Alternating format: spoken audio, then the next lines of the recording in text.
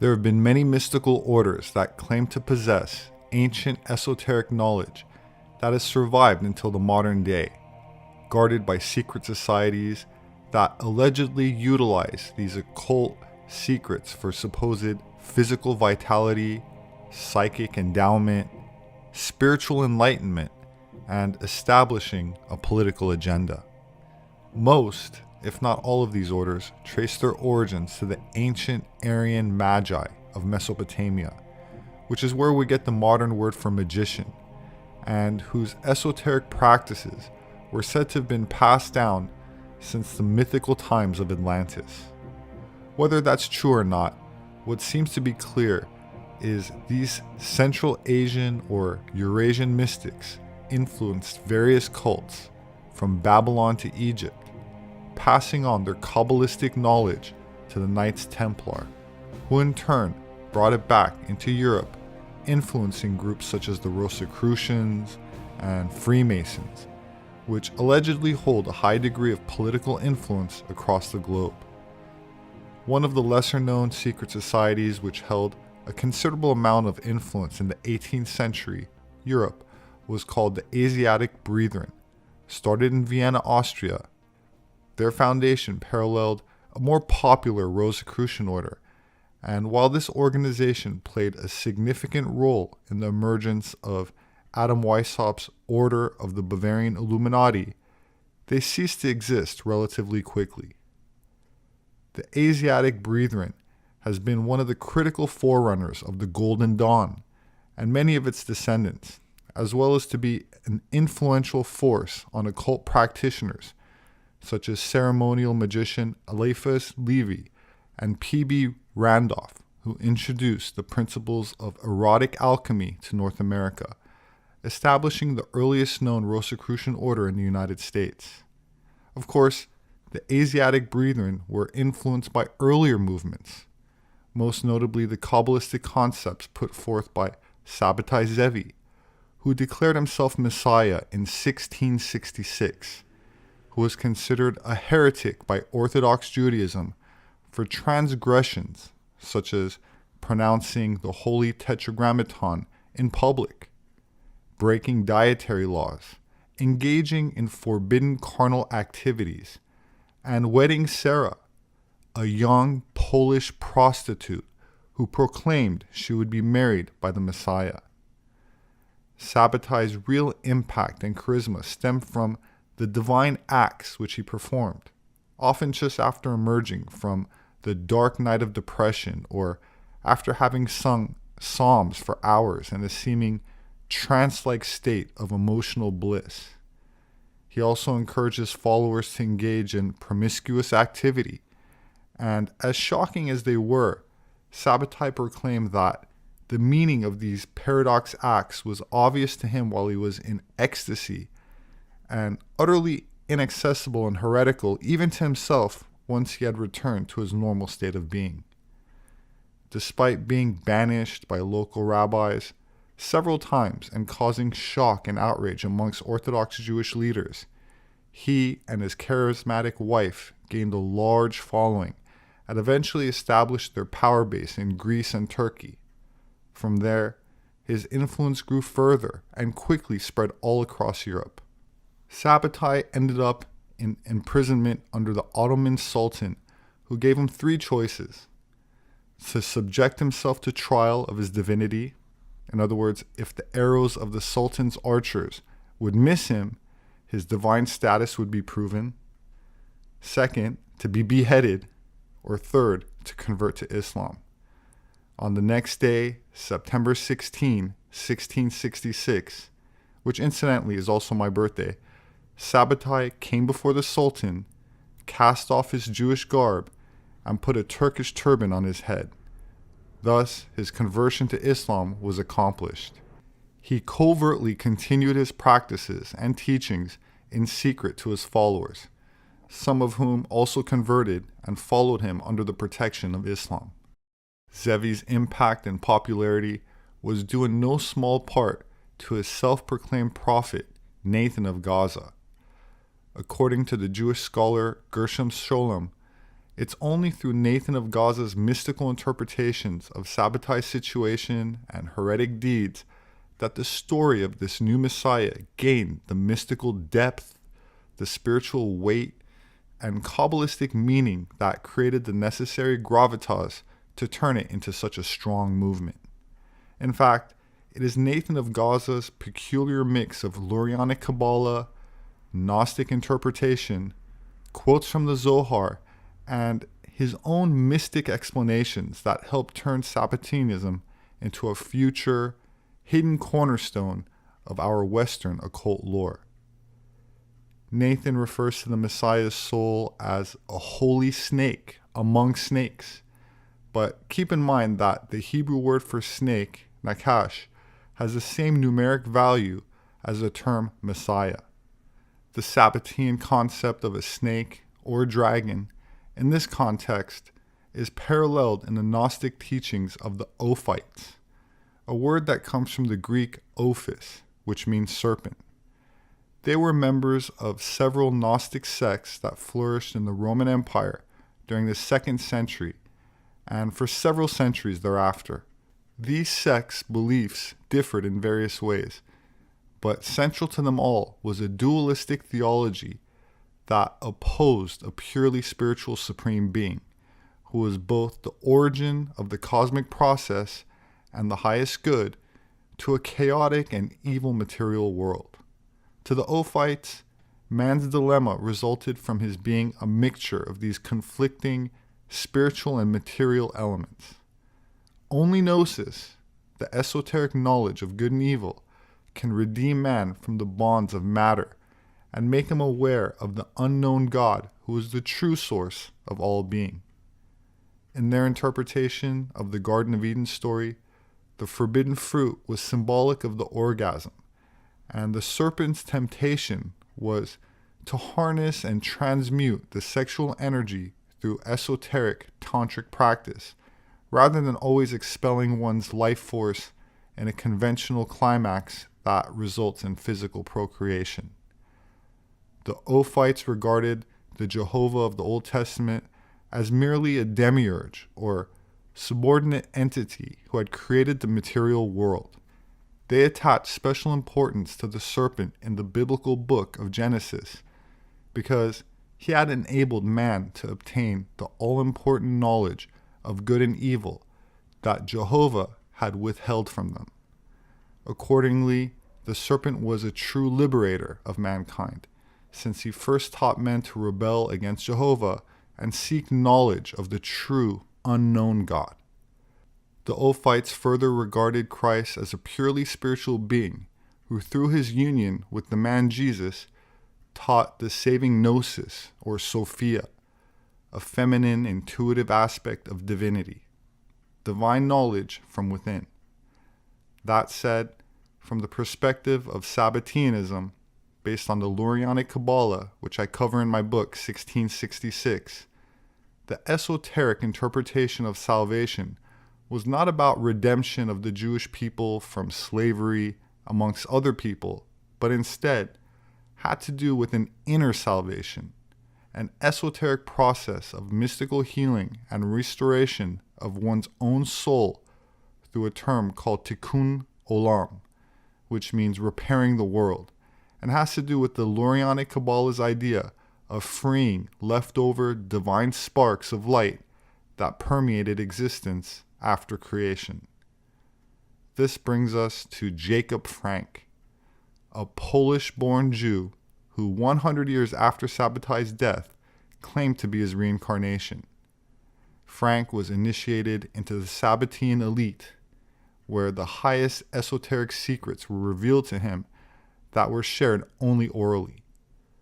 These occult practices were the basis for erotic inner alchemy, tantric practices of energetic transmutation, where carnal lust is converted into spiritual gold, or what is known in the East as chi, prana, ether, vril, or life force energy.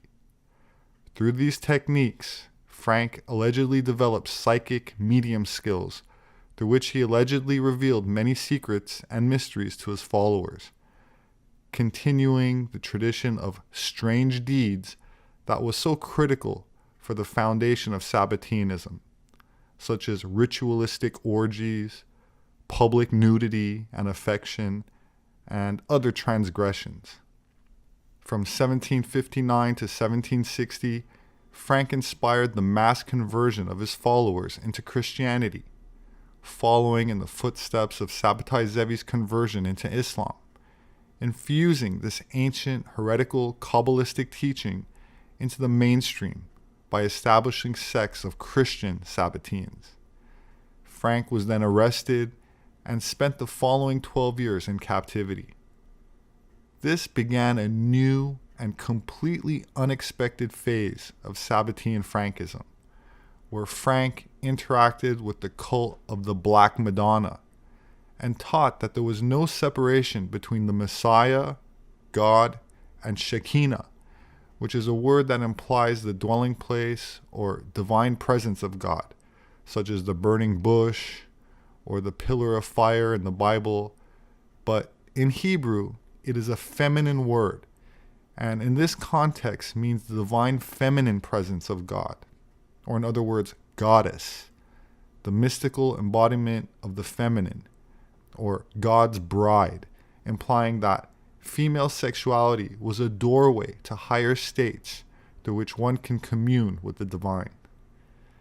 That said, Frank taught that the Messiah was female, and that the Virgin Mary and Messiah were essentially the same principle, a concept which has its roots in ancient Babylon and initially found its way into Europe via the Templars.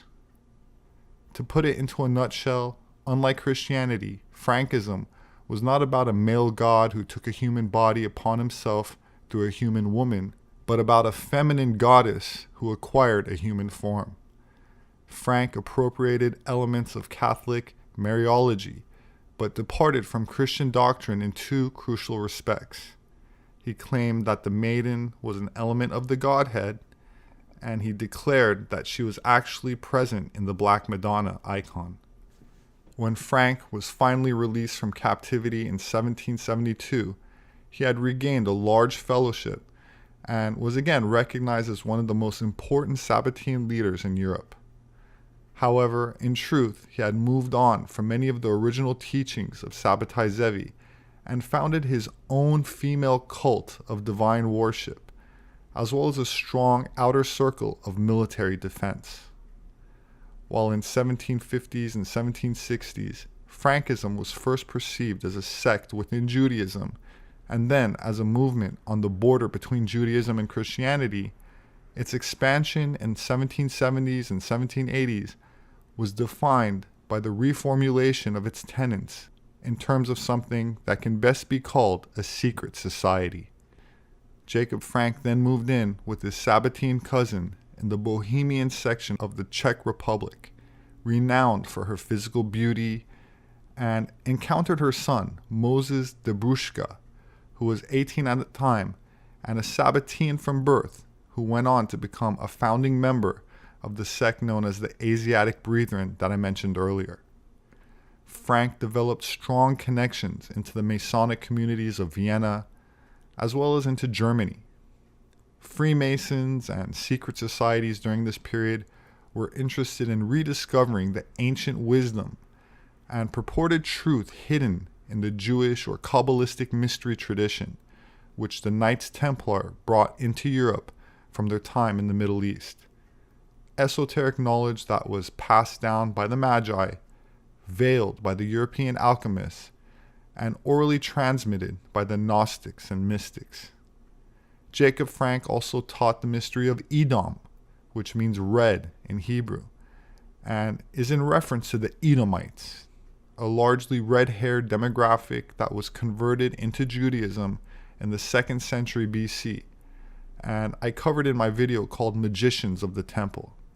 Which brings us to the Rothschilds, which translates to Red Shield in German, who financed and formed, along with Adam Weishaupt and Jacob Frank, the Order of the Illuminati. After Jacob Frank passed away, lodges of the Asiatic Brethren were formed in Vienna in 1781, and then in Prague, Hamburg, Berlin, and Frankfurt, where many powerful members were among their ranks, including the future King of Prussia, Frederick Wilhelm II. This order has spread from Italy to Russia already.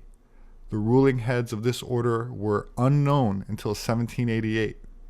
They refer to Masonry as their basis. They even call it its nursery of their entire system. Their gatherings they call Melchizedek lodges, and offer their services to include Jews, Turks, Persians, and Armenians. The order's teachings include how to govern the spirits by breaking the 7 seals, and one is taught how to produce miracle cures and how to create gold. The order expects blind faith and blind obedience. Its regulations are the true teaching of the sons of Loyola. Incidentally, Ignatius of Loyola was the Basque founder of the religious order of the Society of Jesus, also known as the Jesuit order. Independent from the Freemasons and Rosicrucians of the time, the Asiatic Brotherhood claimed a similar ancient lineage to the East in association with the Templars. The term Asia in this context, however, is not a reference to the landmass that we've come to call Asia today, but a vague reference to Asia Minor that indicates a tradition that doesn't stem from the European mainland, but from the Orient. In particular, the Aryan Magi of ancient Iran, who Albert Pike claimed was the true Chaldean originators of the pre-Jewish, pre-Arabic, and pre-Babylonian Kabbalah. In the view of the Asiatic Brethren, the Kabbalah should not be based on any particular religion, but rather formed an open path for anybody interested, be they Muslim, Catholic, or Jewish, to transcend the limitations of one's own religious tradition and to gain access to the, quote, one and only true, pure, and all-embracing religion. The Asiatic Brethren established 2 streams of teachings, one in writing and a second, more closely guarded, of individual oral instructions. This sect had a great influence on later magical and theosophic orders. In the instructions of these rituals, we learn that the order is the continuation of a very ancient alchemical, theosophical, and magical tradition transmitted over centuries through various channels, not least the Knights Templars. We find, among other mythical narratives, a vivid description of the original fall, in which a son of dawn, or Lucifer, plays a major part. The symbolism of these rituals resonates with those of the Gold und Rosenkreuz, which interpreted the first degree of regular Masonic symbols in an alchemical sense. The Asiatic Brethren were set apart from the Rosicrucian traditions of the same time in that they were much less influenced by and oriented towards Orthodox Christianity.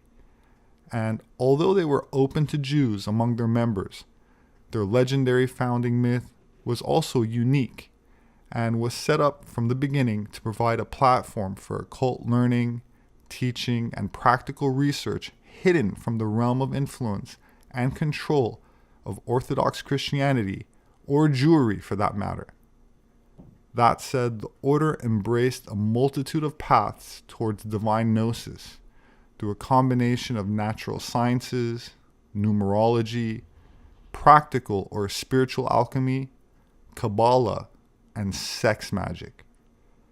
Many of the order's ancient tantric techniques of erotic alchemy and sex energy transmutation found their way into what became other sects, with a possible influence on the Siberian mystic Rasputin, who pronounced that the best way to reach a divine state was through the sexual exhaustion that came after prolonged debauchery. He was best known for befriending the imperial family of Nicholas II, the last emperor of Russia, and for his Sabbatean-like philosophy of redemption through sin, which involved orgiastic rituals of bliss and prolonged orgasmic euphoria. These occult techniques also made their way into other European esoteric orders, such as the Vril Society, which was headed by the medium Maria Orsic, who was said to have used transmuted Vril energy to achieve clairvoyance and mediumship. Vril is a word used to describe energy gained through heightened states achieved through the harnessing of prana, chi, or ether, all terms that describe a life force energy that permeates the universe and all living things. The Vril Society was eventually absorbed into the National Socialist Party, which funded research into various occult practices with the goal of acquiring alternative forms of technology, such as anti-gravitic flight, which it allegedly did achieve, but supposedly did not perfect until the end of the war. Speculation persists around events that took place in Antarctica, codenamed Operation High Jump, when the Allies sent 4,700 armed troops, an aircraft carrier, destroyers, and failed in an attempt to destroy a holdout German base which allegedly was built below the Antarctic ice. Traces of this occult influence could also be seen in the writings of the notorious sex magician Aleister Crowley, the teachings of Taoist practitioner Montauk Chia, and the alchemical techniques put forth by Samuel Ain Weor. The point being that the esoteric information itself does not seem to subscribe to any one type of political or moral philosophy, but seems to resemble the theme in the movie Star Wars, where the Force was the same mystical energy used by the protagonist Jedi Knights as was used by the dark side. The Force itself was not considered good or evil, but was more like an element of nature that can be harnessed for either, depending on the practitioner.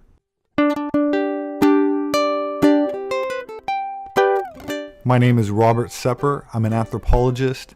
My published work is available on Amazon and through all other major book outlets. If you'd like to support my work, you can do that through patreon.com. There should be a link in the description. Please subscribe for future updates. Leave your thoughts below. Have a wonderful weekend, and I hope to see you again soon.